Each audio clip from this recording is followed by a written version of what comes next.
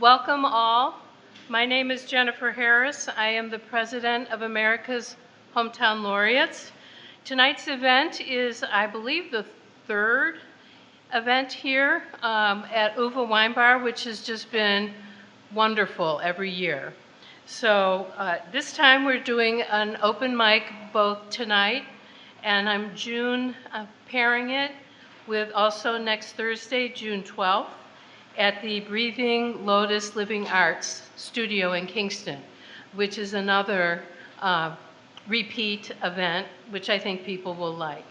So I'm happy to announce that we have several new names today of new readers.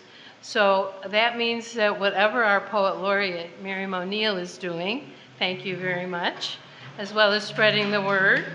Yes, yeah. But I think the idea that people can come to poetry events around Plymouth is also building a little bit of steam. So I'm very excited to have some new people join us, as well as our regulars, so to speak. So I would like to start by thanking our sponsors, which this year we were very fortunate. The Plymouth Development Foundation has given a substantial contribution, which is kind of a way that I can breathe a little bit while trying to write grants in an environment that's very difficult, as you all are aware. We also have, thanks to the local scene, Dustin and Max are our videographers tonight, and we'll be doing editing. Okay. Well, most of you have seen yourselves video recorded before, but this is an added bonus for joining us for our open mics. And in the end, when the editing is done, your own portion will be on a YouTube on the local scene website, which is newly renovated and awesome. Also, we'd like to thank Katie Thayer and her partner Stephanie for giving us this wonderful venue, Uva Wine Bar. And I won't intimate, but it does seem to appeal to the poets to be able to have a little glass and then share some of their writings. So that's fun. And then for myself, I just wanted to say that 2 weeks ago, I believe that there was a thunderous storm where the torrential rain, and I was talking with my friend Amy in Cleveland, and they were also having rain. So I said to her, well, run between the raindrops. And then when I got off the phone, I thought, boy, that's a good line for a haiku. So I wrote a haiku. And again, I always thank John Holgerson for pushing me back into writing haikus. So here's my haiku called Run Between Raindrops, Cumulus Winds Takes the Breath, Umbrellas Don't Work. Thank you. So we do have an order that we're calling people up, and I will come up and bring them up, but we have a couple of changes, so just keep your ears tuned. So I'd like to turn the first reading over to Miriam O'Neill, our Plymouth Poet Laureate.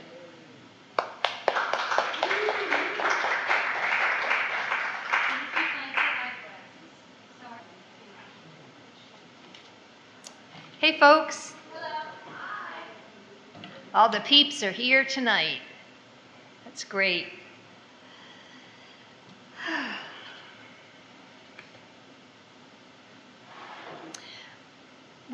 What's the timing? 5? I forget, I'm sorry. 3 poems or 5 minutes. Okay. To the man I left in spring.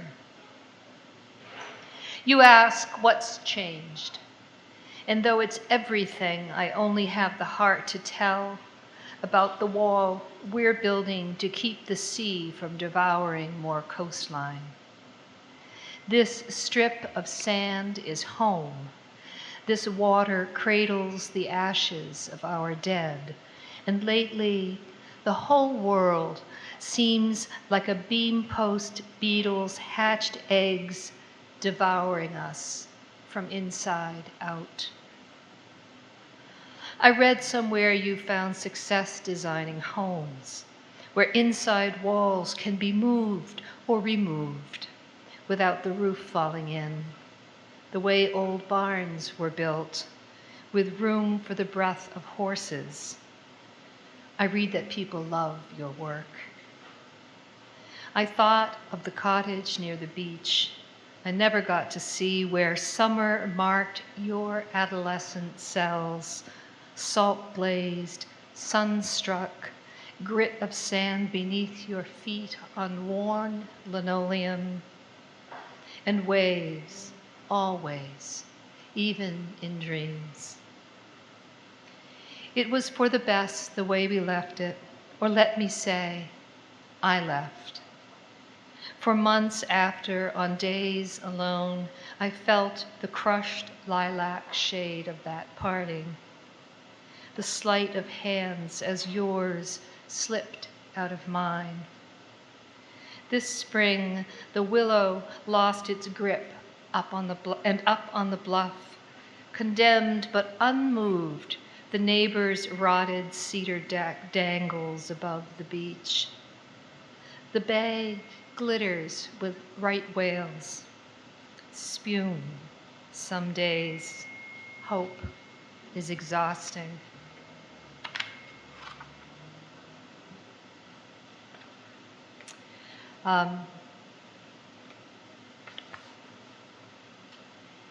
This poem is coming out in the new issue of Lily Poetry Review, and I'm really happy about it. Sometimes you forget that you wrote a poem. It takes so long for it to come into print. And this one deals with language, languages, and how we use them to both tell the truth and hide the truth. In possession of family. All that spring and summer, you kept notes.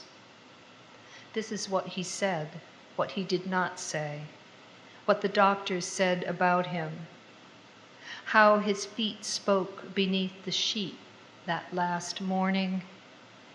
In between practicing translation, you spent your ink to record his dying. In Italian, possessive nouns of place use articles. La mia casa, la mia stanza, the my house, the my room, though in English we don't say the. But in possession of family, we say mio fratello, my brother. No article of indication, just my. The bag of his papers in your guest room tells fairy tales, untruths. C'era una volta, once upon a time. Forms half filled out. How often do you consume alcohol? Only on weekends. Solenne fine settimana. And one day you wrote, his dying has sockets and keys, ways to unlock my heart if I can stand it. As if facing the door weren't hard enough. Forza means strength. Ho così poca forza. I have such little strength. The R rolls on the tongue. The Z stops the rolling. He liked to say, comme ci, comme ça, as if saying something bluesy or romantic. And though it was really gibberish, you knew he meant, it comes, it goes, this life, or more to the point, you lose again. Last night, so many months later, you heard his voice inside your sister's voice as she wept. The way you heard mountain snow melt, gush in the Trevi as water rained on itself. A voice all waters share, submerged, subsumed, or flowing freely. His baritone inside her soprano. You had been learning to use the verbs to open and to feel, adding adjectives as you practiced we. You said, "Stasera apriamo tutte le finestre." Tonight, let's open all the windows. E sentiamo il bel vento, and feel the beautiful wind. And one more for you.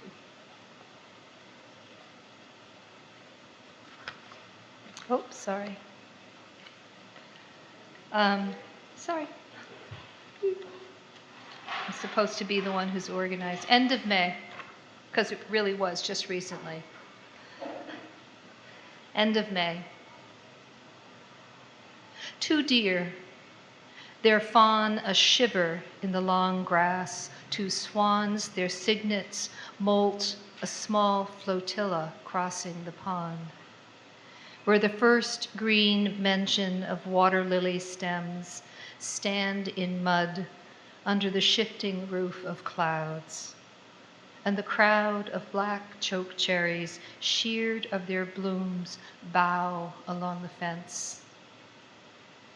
Down in Southfield, against the tender shafts of New Timothy, rain-stunned piccolo lucci hold back their lucifern for warmer days. Just 1 mile inland, we are all waiting out the nor'easter's last fulminations, while its winds, still winding up the valley, lay down lines of pollen. So every wicker foot and potted plant is streaked with gold, until it's as if we live inside a kintsugi vessel, as if yesterday was too much perfection in our way, as if to say, again, you must change your life.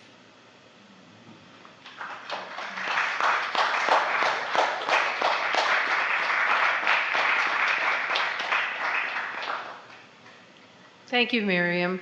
I believe that several people were up at Mass Poetry up in Salem, Massachusetts over the weekend. So there's been a lot of poetry going on. And I also believe that the Governor Healy announced the new state poet laureate.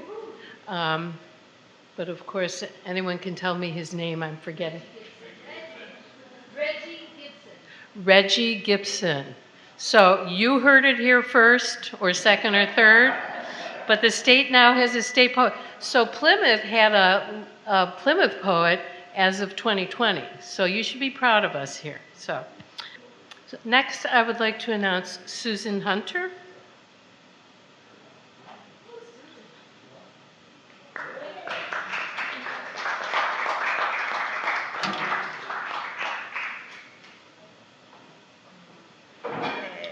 The switch of glasses.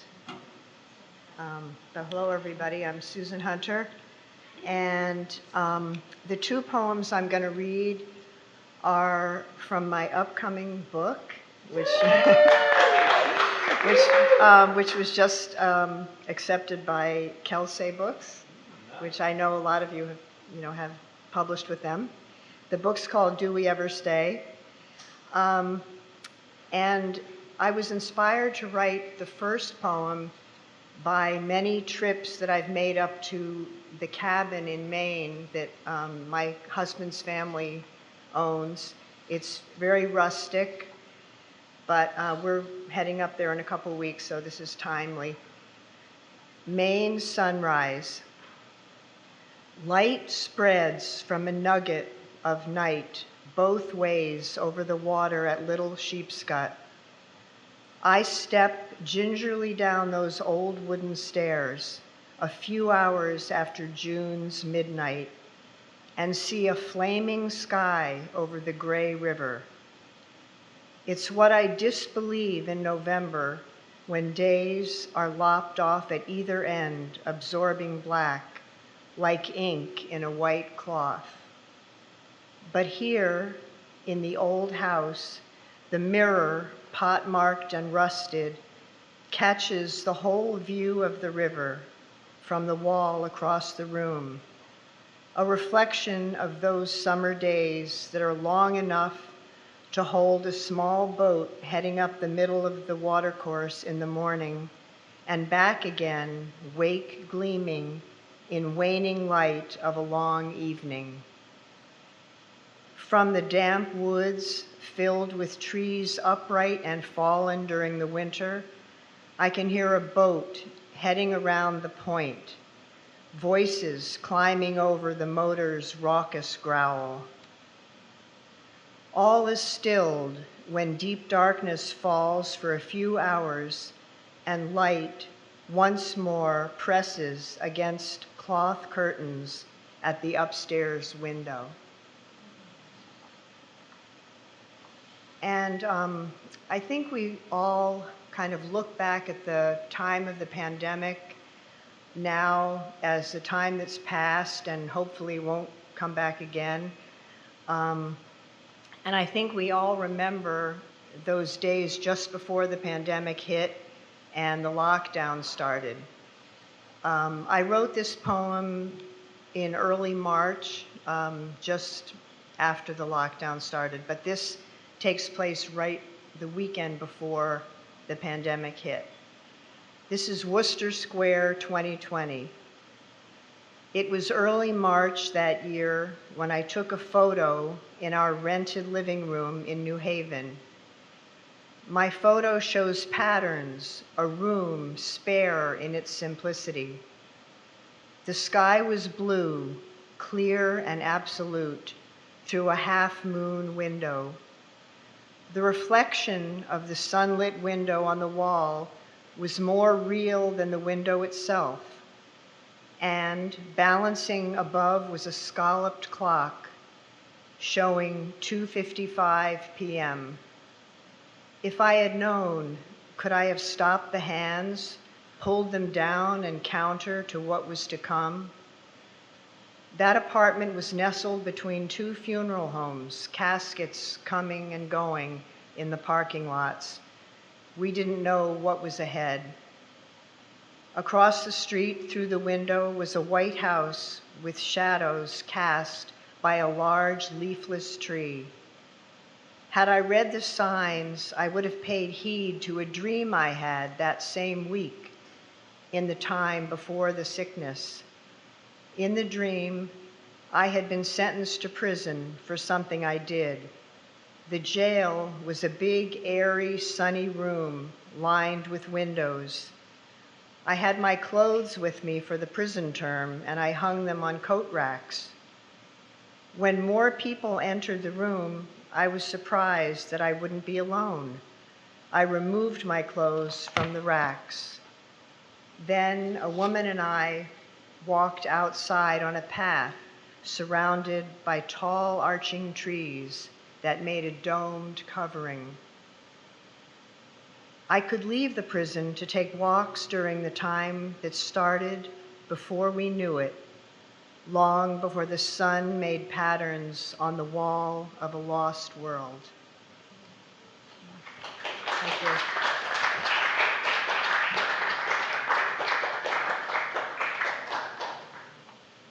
And good luck with your new book, Susan. Thank you for sharing from that.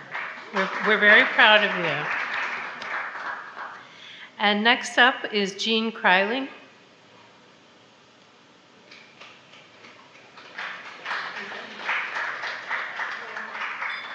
And next up is Jean Kreeling. Oh, thank you. I would have let her get away with that, really. Hi, everyone. I am still kind of vibrating from the excitement of having spent 2 weeks in Spain in March. So I'm going to read 2 poems that come from that experience. First, The Flamenco Fan, Seville, Spain. I long to pick it up, then flick my wrist to close and open it, but I resist because I've tried that move before and failed. It looked so simple, but I only flailed. and dropped the fan I'd dared to grab. I sense that this one, in its pleated elegance, its arc of painted passion boldly bared, awaits a kind of life I've never dared.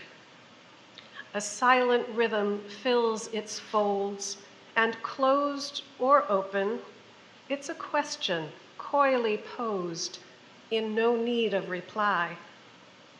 It wants to be a dancer's tool, a flirt's accessory, expertly toyed with, handled with the art and ardor of flamenco, to impart an ancient story or a new desire, or both, or not a thing but its own fire.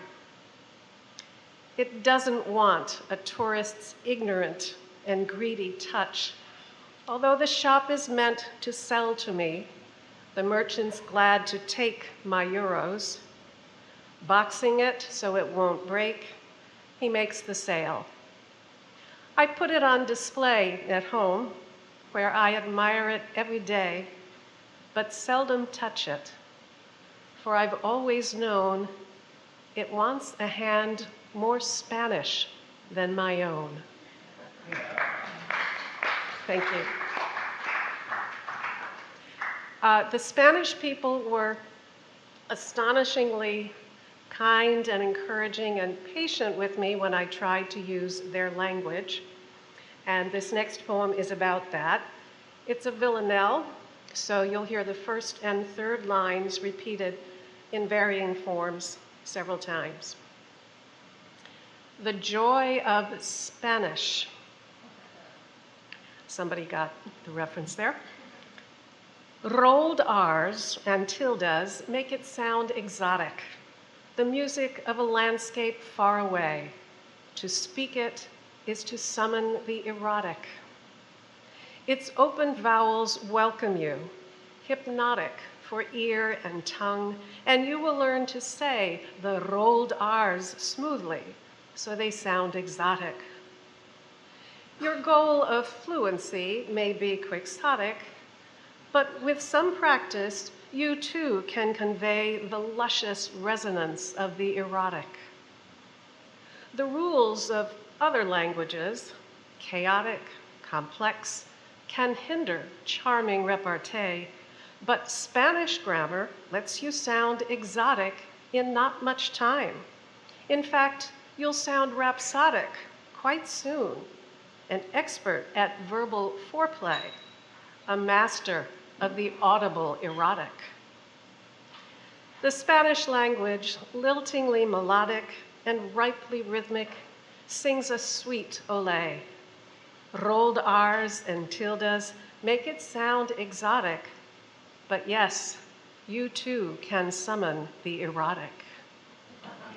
Thank you.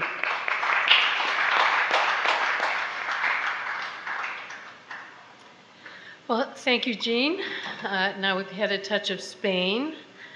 Tonight we're going to bring up Shelley Sasso, who's new and came in from Rockland? Randolph. So I'm keeping track of who traveled the farthest. So welcome, Shelley. Please come up.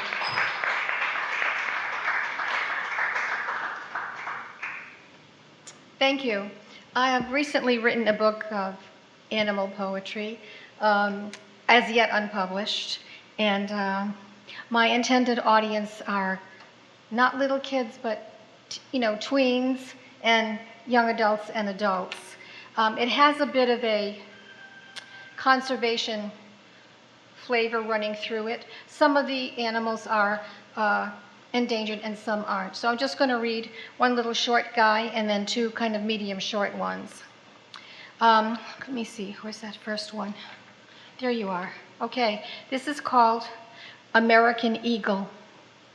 As the greatest of all raptors, I have charmed potential captors. As freedom's symbol in their fable, I'll never be dinner on their table.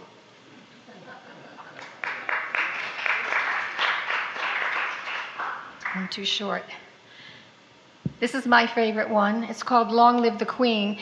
You might get a sense from it that it's anti-male, but it's not. It's just anti-male lions. Long live the Queen. Mr. Lion, you are dethroned. Sleeping all day, waking only to steal a mate, doing away with her babies if they're not your own, or to be first in line at the dinner table after she, exhausted, places the offering at your feet, having stalked and charged for days, succeeding only twice in 10 tries. She will eat what remains as you go back to napping or trashing the neighborhood with the bachelor gang. She will guide and raise the young, shielding them from danger and the searing sun. What have you done to earn your title and keep? Pride of the pride, she is the king of beasts. And this last one is called Silverback, and it's kind of based on, well, I went to the San Diego Zoo many, many years ago, and it's a fabulous place, and they have this enclosure that has one big, gigantic silverback mountain gorilla and all his girlfriends, you know, kind of hanging around him. Silverback. The big boss surveys his territory calmly, still slightly scary to onlookers, though behind bars. He has it all on his tiny stage in his kingdom of confinement, wine, women, and song, food and shelter assured, no threat from disease, poachers, silent leopard, or murderous brawl, making those babies who'll save the race, who'll be flown to ancestral homes to wake up to a cool, wet morning, to the surprise of hunger and predators with only each other's comfort, a new act written by nature in a vast, unpredictable world. To be set free or not to be, that is the question. Thank you.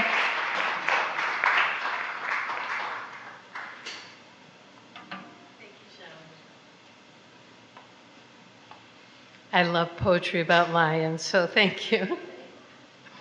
So I'm going to segue for a little bit of announcement. I'd like to bring Luisa Clarici up. We have a big poetry event that's being planned that I'm not planning, thank goodness, but Luisa is.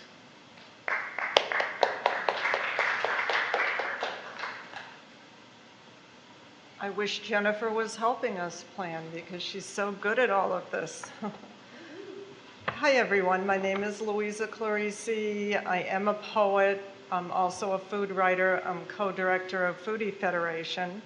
And I just wanted to take a minute, and kindly Jennifer is allowing me to do this, to tell you about a wonderful contest we have coming up in October. In October, Plymouth is going to have their very first chocolate festival called Choctoberfest. Yes, let's have a hand. Chocolate. And we have so many wonderful events planned, whether you're a visual artist, things for children. But as a writer, I wanted to make sure we had something special for writers. So we have a contest called Eat Your Words, Chocolate and Poetry. And everyone can submit one poem. It can be about chocolate or candy. People keep asking me if it could be about food too. And technically, yes. I don't know how the 3 judges will deal with that, but it could be just about food. But it is a chocolate contest. And we have 3 fabulous judges. One of the best food writers in the country is going to come in just to be with us that day. It's October 11th, which is a Saturday, and it's going to be held at the Spire. So it's going to be great. We're going to have wild music, maybe. We're going to have live music, and a wonderful chocolatier is going to be sampling chocolate. So we're going to have a lot of fun. So please submit your poem. We're going to, after you submit it, the deadline is August 1st. We're going to pick 10 finalists. And then that day, the 3 winners will be picked live. So you have to be able to come on October 11th in order to read your poem, and it will be picked live then. So we're going to have a great time. If anyone wants more information, I'll be here. I have forms, and please join us. Thank you.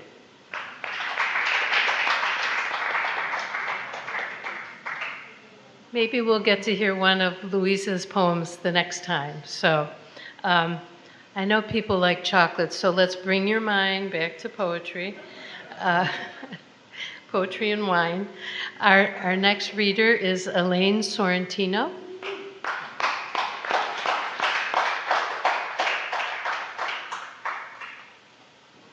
Hi. I thought I knew what I was going to be reading tonight, and then I got an acceptance today, so I decided that the universe was telling me to read this poem, and it's called Body Surfing at Nantasket. And it's also appropriate because it's about my dad, and this is the month of Father's Day. Body surfing at Nantasket. We didn't mind that our bologna and cheese sandwiches possessed unusual grittiness, and the iced fruit punch in Tupperware tasted and smelled more plastic than ambrosia, or that the woman in the tank top and cutoffs fed a flock of pooping seagulls nearby. We overlooked frisbees landing on blankets, sprinting puppies destroying sandcastles. In fact, we didn't even care if the sun failed to shine as long as we were ready when the surf was high to find our position, jockey for a wave, free-form ride, an invisible surfboard guiding our tanned bodies. Dad was able to ride the furthest, stopping only when his belly scraped the soft sand, jumping up to adjust his trunks before heading back out into the ocean to choose another rolling wave, returning to the blanket only when he was sufficiently waterlogged, wrinkled, and satiated.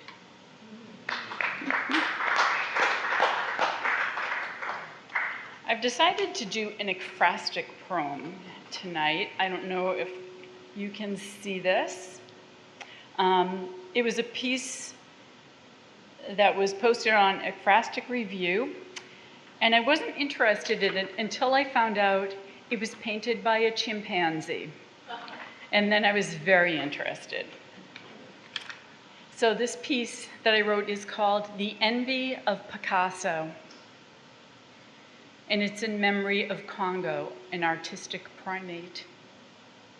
You were the spaghetti they threw, a shocking, fruitful 3-year experiment, your pleasing pandemonium of tempura choices, a spray of slate and bone and carbon radiating from a beige landscape, kissed with delicate strokes of burnt sienna, harmony and disharmony, with a signature symmetrical consistency. Even Pablo could not resist. 40 years gone, your style still yields a high price at auction, outselling non-chimpanzee artists Renoir and Warhol.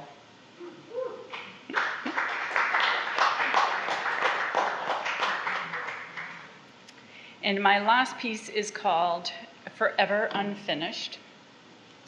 And I'm a huge puzzler. Excuse me. There's a pen up here. This is about a puzzle that I started and was unable to finish. Forever unfinished. I'm out of pieces to place in this medley of multicolored ropes, yet the patch where yellow bleeds into orange reveals the grain of the table, a giggling, gaping hole mocking me. This colorful, woefully deficient puzzle, as incomplete as Benumpum without the ching, as disappointing as Knock Knock without Who's There, as unsatisfying as Shave and a Haircut without 2 bits. But boxing it up without completion is like being defeated by 999 little cardboard cutouts, like conceding that the 1,000th piece has permanently taken up residence on some factory floor. Thank you.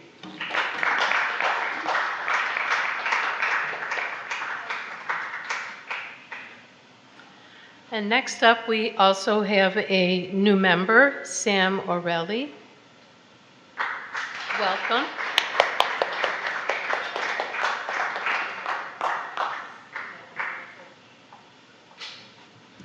Thank you. Elaine, as a puzzler myself, I feel for you.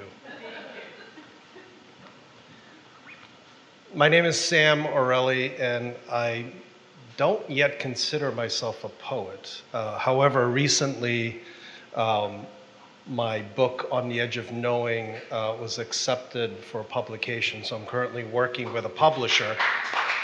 And so I feel more like a poet now, and I want to read 3 poems from that collection. And these poems came about during a very difficult time, and it's about finding your way, belonging, and finding hope in the small things in life. First one is Lost in the Woods. The great American beach looms, its autumn leaves scattered below. The scaly cones of the eastern white pines lie spent among broken twigs. The crunch beneath my feet fills the quiet. No one travels here but the deer, the squirrel, the wood thrush singing. Fresh scrapes mark the fissured tulip bark.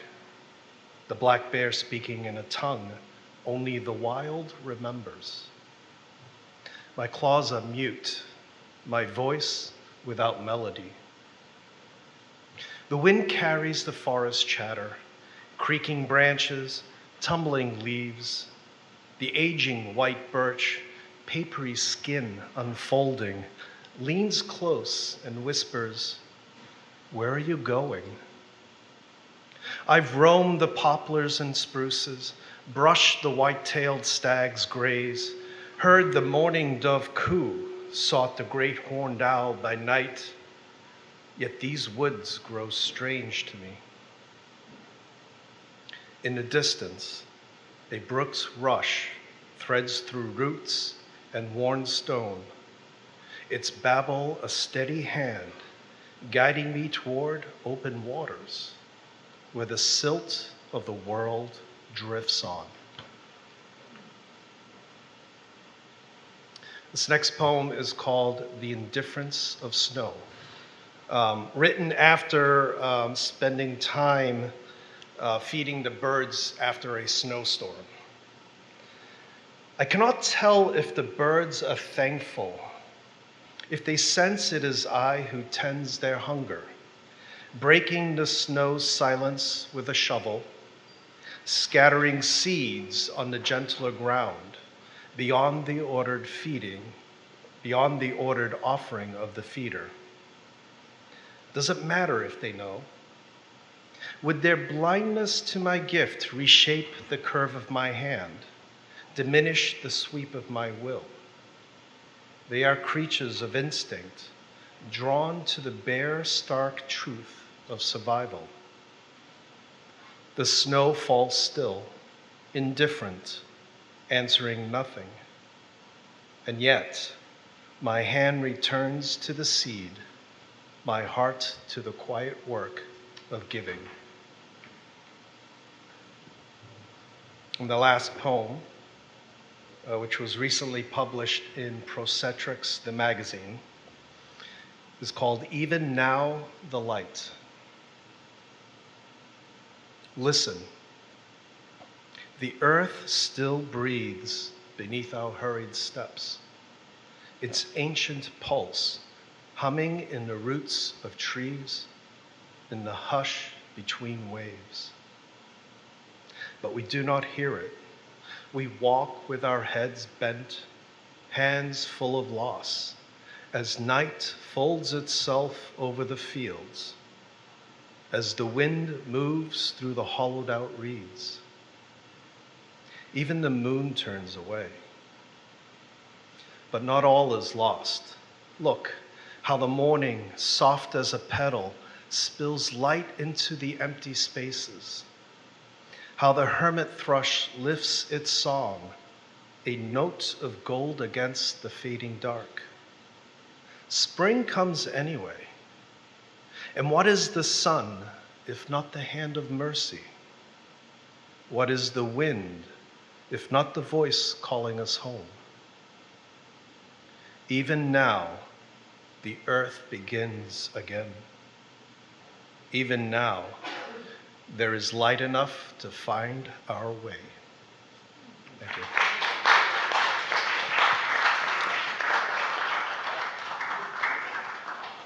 I think Sam can consider himself a poet. He's published, he's read out loud, and his poetry rhymes. No, that's not a requirement, right? So I am looking to see, is John Bonani here? Yes, no?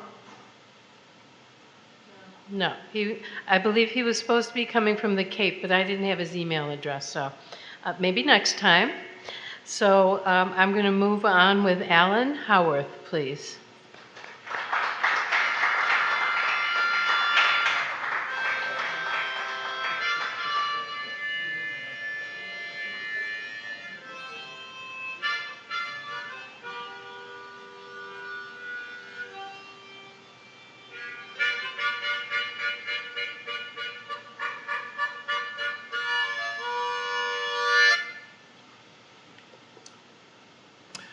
Now, good evening, everybody. This is a wonderful place, I tell you. Well, I've got two things to read for you tonight. One of them's a little rough, and the other one's a little easy. So we're going to start off with the rough one first. For me, poetry is very much like therapy. And this first poem is really a great example of this. I can cast my mind back to October of 1969, probably one of the worst months of my life. I started with my very best friend dying in a rice paddy in Vietnam, and then the month ended when his longtime girlfriend, receiving the news, killed herself in an apartment on Beacon Hill. So, that being said, the only way I could respond to that was to write a poem. And this is it here. And it's called Standing.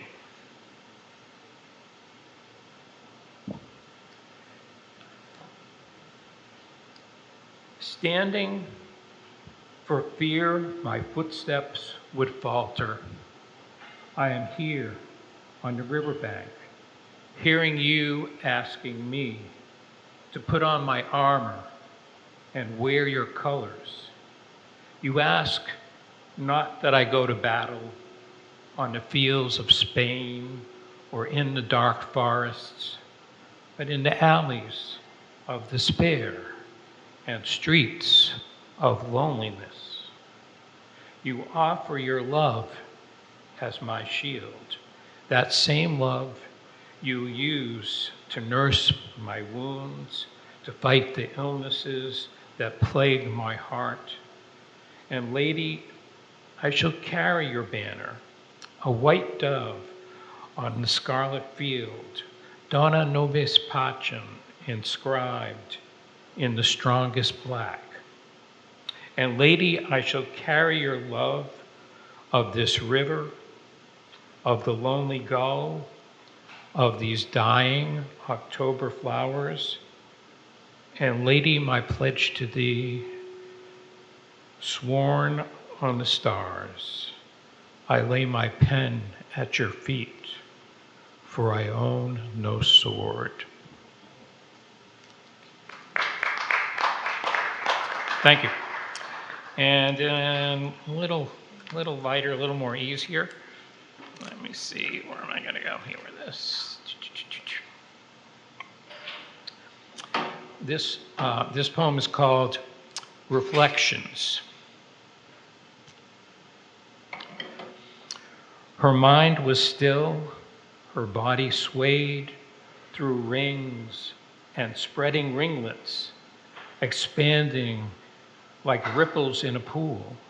It extended, this vision, as her mind twisted, turning ever, changing and multiplying in both her intensity expanding, and her reality extended toward the stream to hold her new self, which for forever she would ever display. Thank you very much.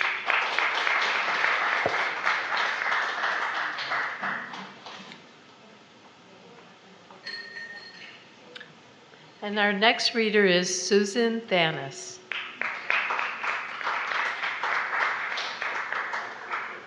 Good evening.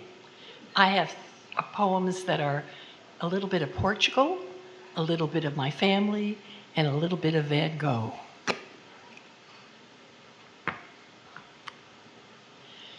The first one is reading Yeats on an Algarve beach. With special thanks for inspiration from Yeats's The Indian Upon God. While spying out a place to lay my towel upon the sand, I much prefer the stretch most empty of those seeking tan. One man, one woman, bare-breasted, the only ones I see, make this the perfect spot to let my soul and spirit free. The sea is loud with pounding waves, the boats beyond most still. The sun is hot, the breeze quite cool, my favorite spot until the sun goes down, or hidden behind the clouds its brilliant rays. It's then I know the day has been the best in many ways. I know that Byron would have loved to walk a beach like this, but wonder what Yeats might have thought. Would this have been his bliss?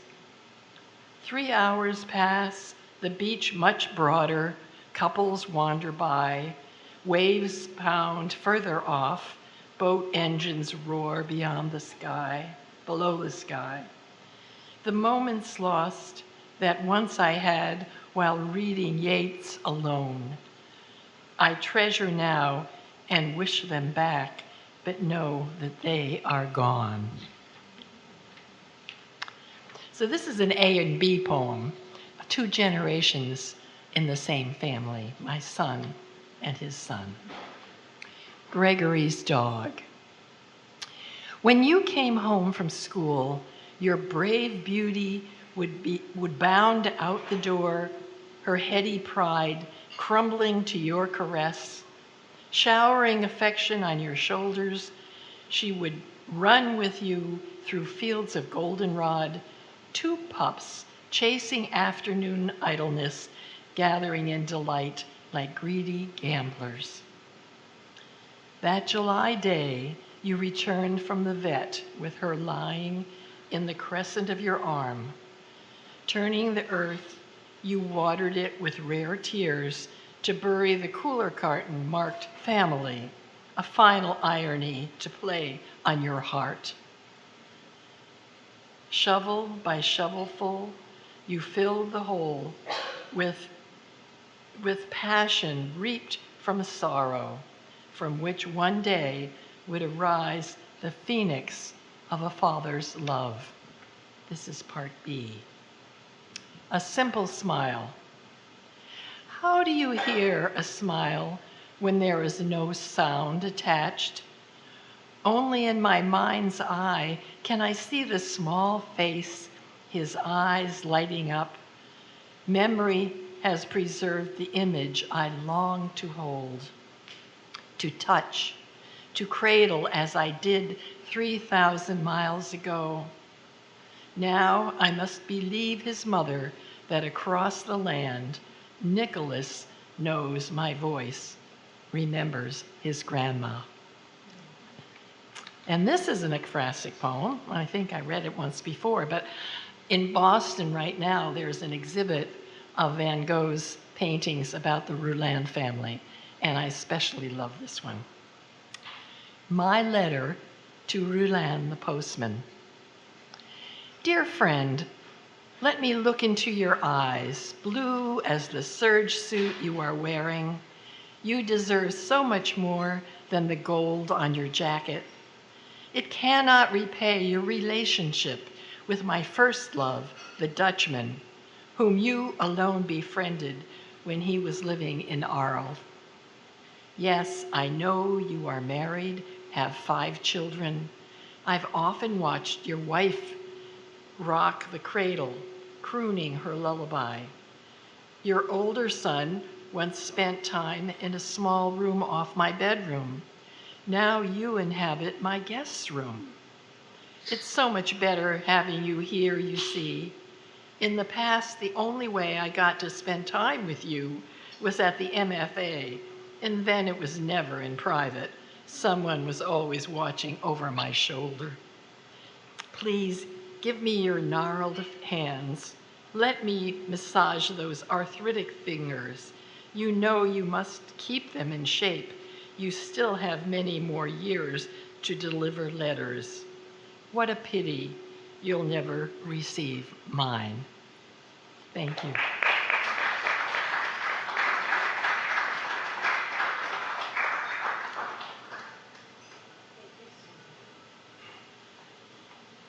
Someone keeps taking my list of names. I know. Our next reader, again, is someone new to me, but I think he's read a few times for Miriam, and his name is Ed Gaudette. Please come up.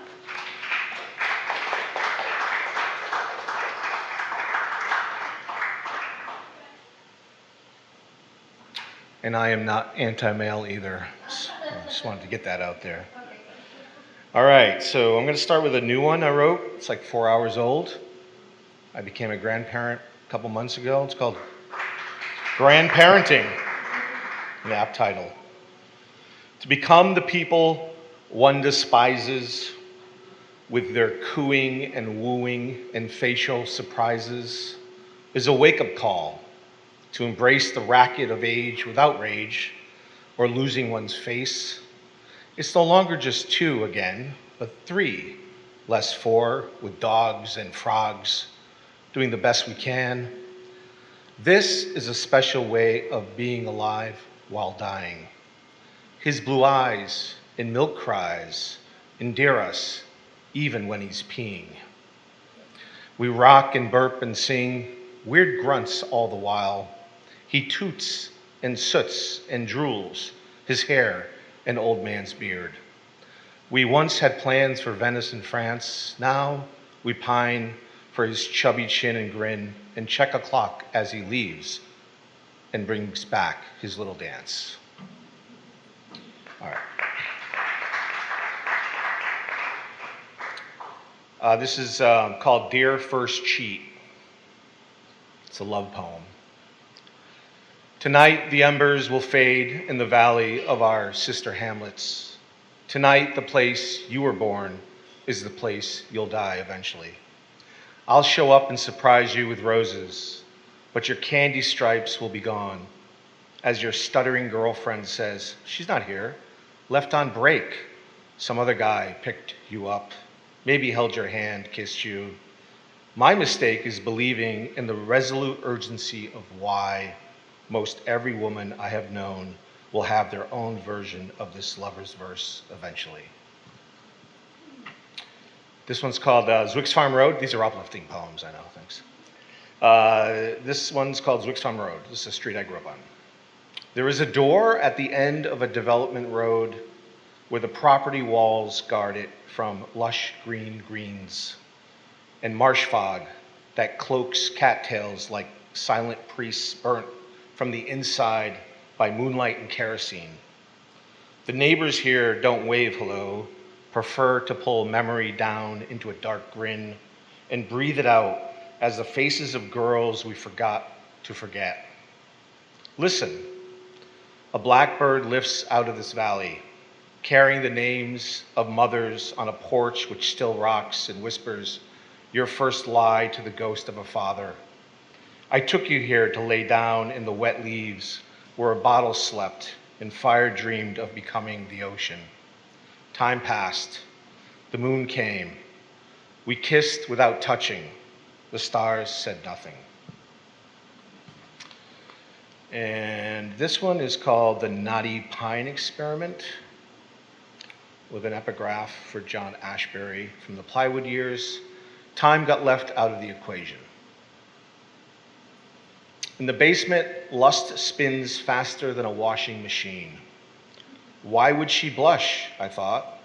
Don't think too much, lust whispered. She will lock you in.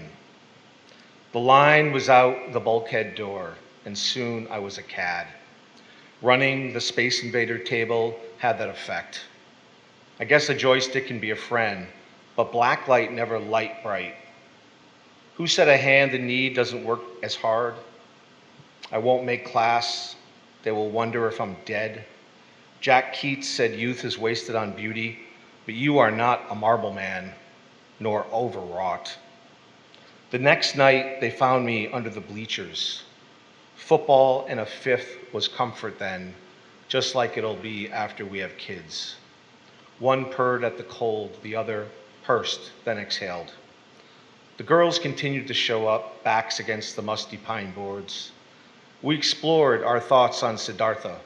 My friend would say, one was salad, two will kill you faster than sirloin. Those were the years when water was only ice, reimagined. Soul, the whole world, music, life, love, never a consideration. And then lastly, this is called Bearings. Where we grew up, you never locked. I'm sorry, let me start again. Bearings. Where we grew up, you never knocked, just flew open, unlocked doors. Ate Captain Crunch and Frankenberry with a friend cross-legged laughing at Wile E. Coyote while your parents woke up and made coffee. As a father, Art was knocking back several Johnny Walker Blacks after breaking his back all night at the Meriden plant making ball bearings for bicycle wheels and bomb sights, punching steel rods into formed raw balls faster than I can see, grinding, heating ferro alloy into hard spherical precisions before driving home, boring down on us and nodding off to do it all over again. My sister escaped at 12 for the first time through her bedroom window and kept running until she turned 17 and came home to throw up every few hours. She told me she was pregnant the day we heard Elvis died while buying Pepto-Bismol, Cosmo, and Mad Magazine in a downtown Gettysburg pharmacy. The next year, we had to bear the blizzard of '78, which just hit after she delivered. My father, not having the stomach to talk about it, went on a three-day bender while Mom covered the living room furniture in plastic. And the town lost power, made it hard to read comics and play Atari. Pong forced us outside, so we built skyscrapers to winter sun, which kept us warm, safe from thunder, snow, and home's merciless steel cold. Thanks.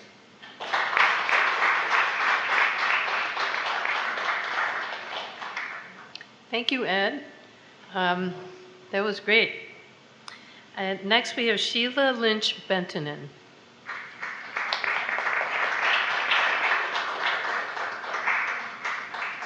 Thank you. I always start with haikus. Allergy season. A fog settles in my brain like scene from Sherlock. This next poem is about trying to be happy during times of war. Small lessons. She has decided to stay, to paint with war around her, in Kyiv, in Ukraine, with Russian bombing. She has decided to live doing what she was born to do and not run away from the maelstrom. Monet's studio, September 1914. At the height of his artistic powers, large water lily canvases everywhere, surrounded by ground troops. World War I rages in the trenches. He defiantly says, "If those barbarians wish to kill me, I shall die among my canvases in front of my life's work."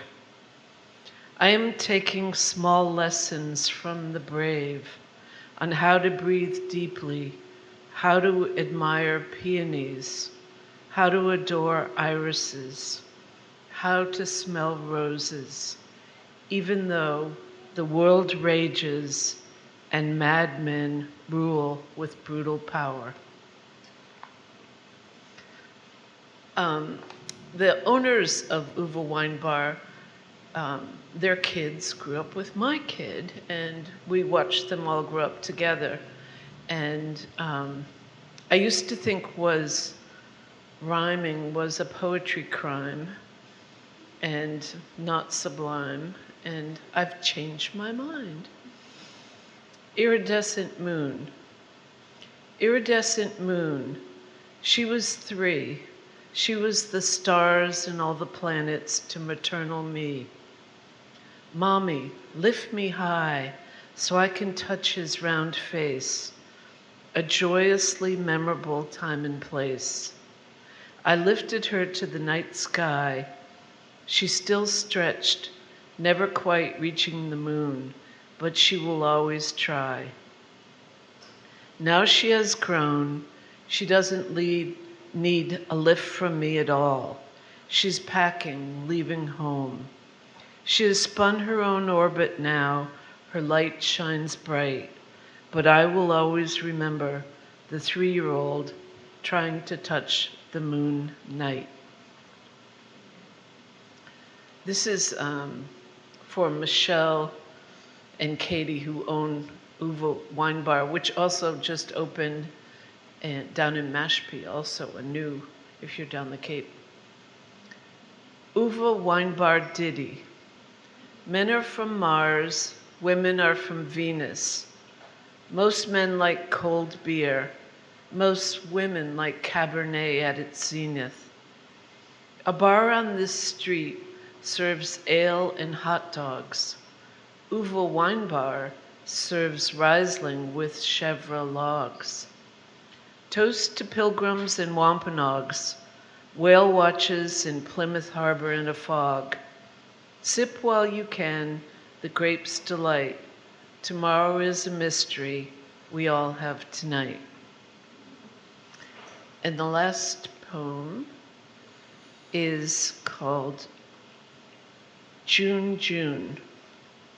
June, June, big fat strawberry moon. Peonies make me swoon. June, June, longer, longer days. School is almost out, hooray. June, June, walking the beach at night. Let's pretend everything is all right. Thank you.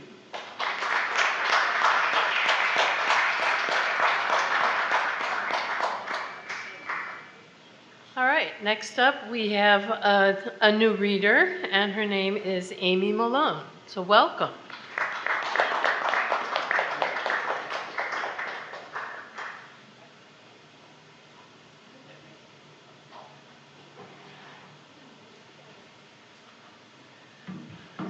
Hi, I'm going to read one poem tonight. It's called Stanley. All right.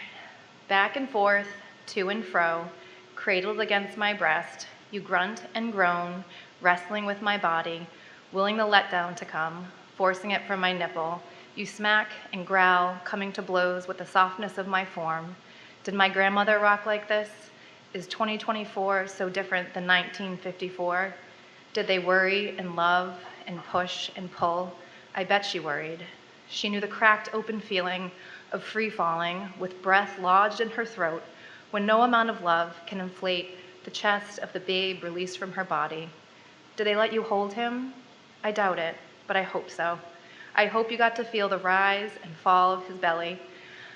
I hope you got to feel the rise and fall of his belly, the nuzzle of his mouth against your nipple. Where did they place his lifeless body after the final sigh? Don't cry, dear. You can have more, says a nurse. You can have more. Words echoed through eternity. Your mind screams, I don't want more. I want that one. Pregnant again, a wish born out and out and out and into the rocking chair. Back and forth, to and fro, cradled against your breast, rocking together, wrestling the past, wrangling the present, both crying, worrying the milk from the nipple. This we give, freely, freely given. Take it and know I love you, not in the desperate way of lovers, but in the stoic way of a mother.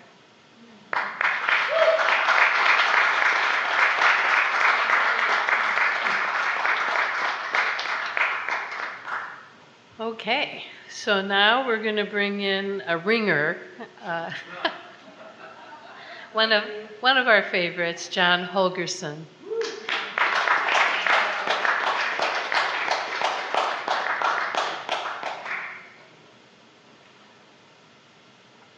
So now I'm not so sure I'm going to say what I was going to say, which is thank you to the America Hometown Laureates for this event and for the Uva Wine Bar for providing a venue. Of all the venues, if you can't have an art gallery reading, a bar reading will do pretty well. The third choice I have is a bookshop, which leads me to an unpaid public announcement that on June the 18th in the Serendipity Bookshop in Taunton, Massachusetts on Main Street at 6:30, there'll be a poetry reading by a group of poets called Uncommon. And I am one of the 4 poets in that group, and the 2 poets that are going to follow me at this microphone, Elizabeth Birch and Mark Walsh, are 2 of the others. And the only one missing is Brian Mosier, who couldn't be here tonight. So if you find yourself wandering Main Street in Taunton on Wednesday, June the 18th, whether it's intentional or unintentional, please feel free to drop into the Serendipity Bookshop. The first poem I'm going to read, we often read our newest poems because we think that they're our best inventions, and sometimes they are. But I'm going to read a poem that I wrote in the late fall, early winter of 1976. And it was just before my wife and I got engaged. I don't really know if there's a correlation between the poem and that event. There may have been. It's called Robin at Christmas. Snow falls on the roads leading from this city, the roads I nearly took when I thought cold froze grace and beauty. With your touch and smile, all God has made, I hold. Grace and beauty thaw with words free from guile. Snow obliterates the roads. A little bit more recent poem, a few years ago, I was in another bar in a Mexican restaurant celebrating a birthday of a young woman, and she had been given a gift certificate for a tattoo, and this would be her first tattoo.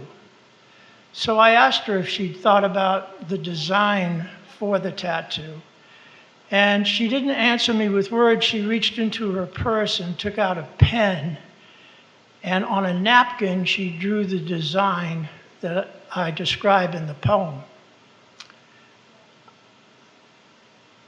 I've heard that great ideas have come from conversations had in the bars of Mexican restaurants, so I hope this turns out to be one of them.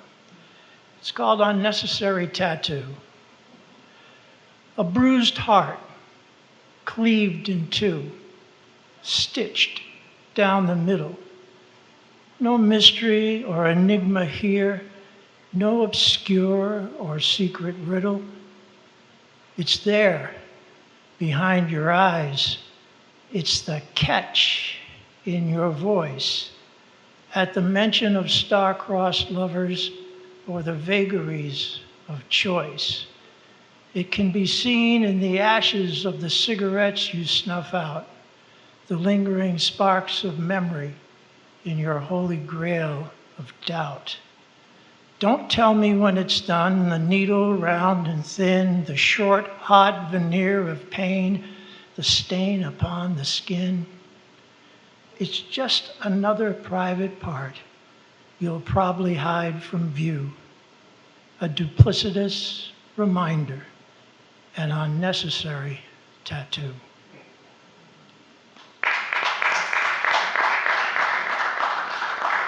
So we are living in perilous times. Books are being taken from the shelves of the Library of Congress by the government because it does not want us to know the ideas that are in those books. Institutions of higher education are being told what they must teach and what they must not teach by the government. People in our society walking down the street are abducted by men in masks, thrown into vans, and stashed away in foreign prisons. If you are an artist, whether you're a writer, a painter, a singer, a songwriter, a playwright, an actor, it's my belief you have a responsibility to speak out and against these things that are so adverse to our values as an American society. Democracy isn't just a noun, it's a verb, an active verb. This poem is called Warning. It was inspired by a poem of the same name by the late Canadian poet Leonard Cohen.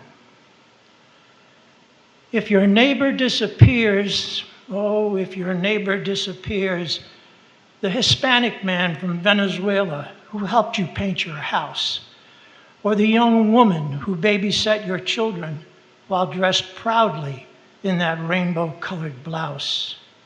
If your neighbor disappears, oh, if your neighbor disappears, don't ask what happened to the multi-tatted black man who lived on your block, or the foreign college student with whom you like to talk. Beware of the men wearing balaclavas who cruise our streets each day. They have plans you can't ignore, or else they'll come a tapping, rapping, pounding on your door when your neighbor disappears. Oh, when your neighbor disappears. Thank you.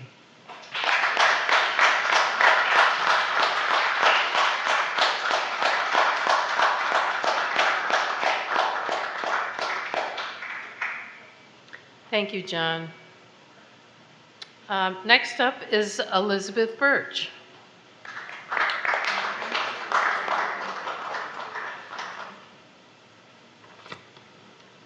Hi.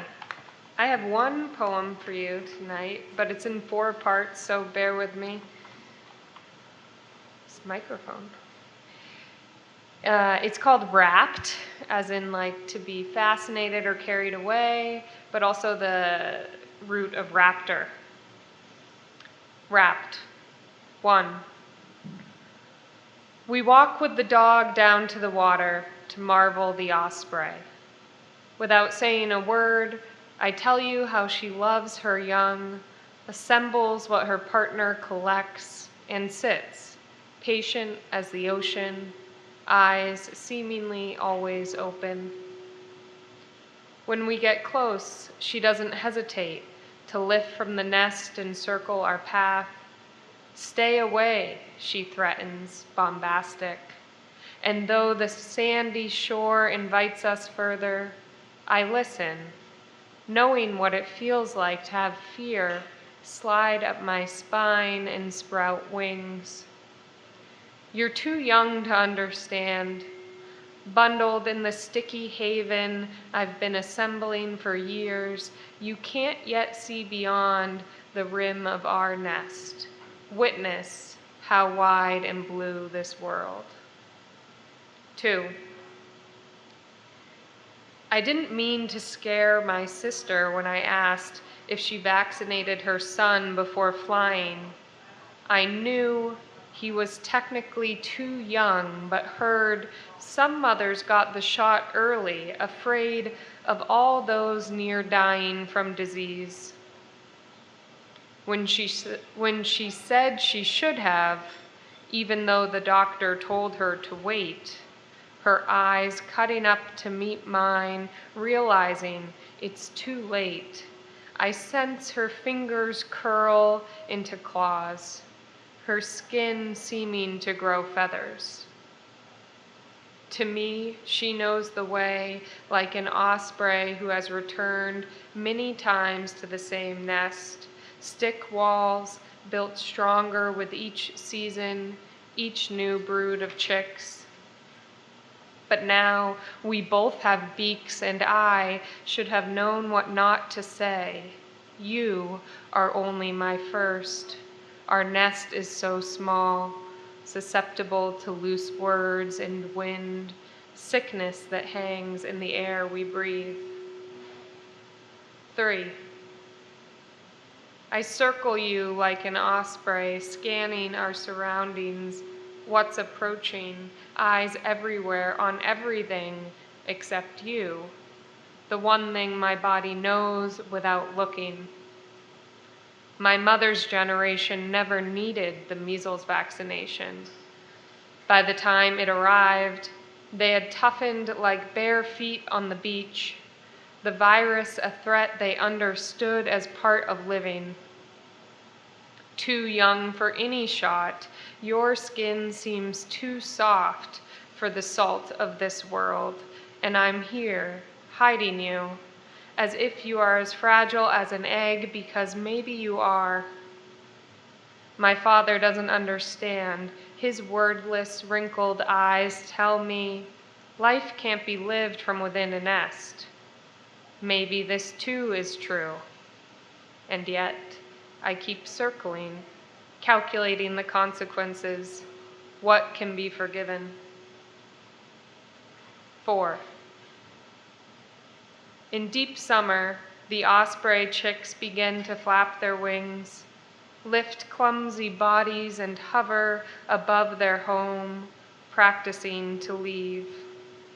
I wonder if in this moment, the one that hangs in like a dagger in the day, their mother stops scanning the shore, pauses on a distant branch, and watches her children rise above the six. Thank you.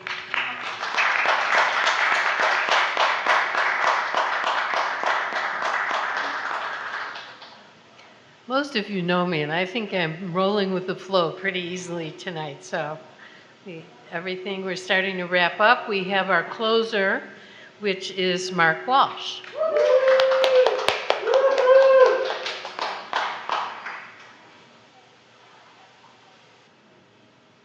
Thank you, Jennifer.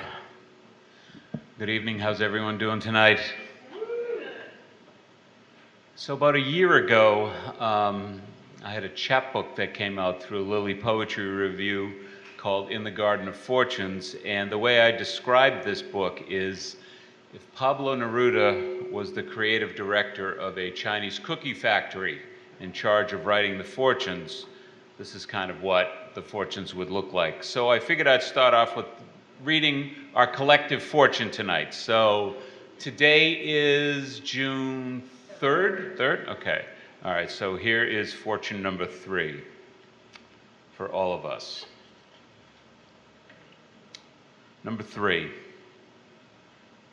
You are the aftershock of rock-slapping water, rippling in all directions. So you can take that one home with you and consider it. Okay, this next poem is a new poem, and it is my first, I can say, pure Generation X poem, because at the heart of this poem is an image from an MTV music video. And some of you might know the name Prince. Some of you may have seen the film Purple Rain. But the central image here in this poem is taken from a moment in the video where Prince's love interest in the film, singer and performer named Apollonia, is sort of looking at him perform on stage and is fixing him with a very smoky, lustful glare. And so this is the basis of this poem, which is called Apollonia's Eyes. Hold a small hope that everyone, just once, know themselves as desire's target. To feel the slow heat swirled up deep from the loins and through the eyes, like the patient smokiness that Prince drew from Apollonia's eyes. It is a bolt of affirming life, to breathe, to touch, to stoke arousal in that deep delved glen, that sacred region of yes. To excite someone is hard evidence against the quiet nights of what if, or the despair of that small, unfillable hole. It's the reason we leave behind tears and guns and insurrection. So thank you. Thank you. This last poem, I don't know, because we were sitting at the same table, that Betsy had a poem in 4 parts. So this final poem here is in 4 parts. Now, again, that sounds like it's going to be a longish poem, but it's a short 1-pager, and it's called Clarity. 1. The art of distillation. Navy blazer, white shirt, gray slacks. Shelve the books, file the documents, dusk the desk. 2. Satori opens through knowing what to do next. Boil the water, warm the cup, steep the tea, drink. 3.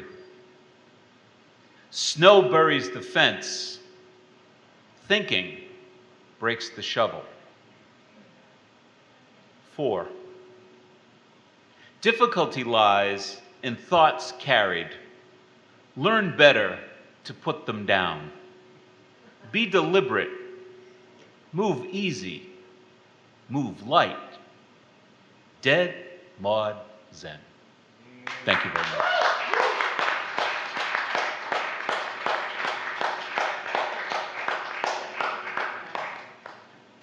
And now we conclude a wonderful evening of poetry here at Uva Wine Bar. I want to thank everyone who read and attended and clapped, and all our luckiness to hear some wonderful poetry tonight. So thank you very much.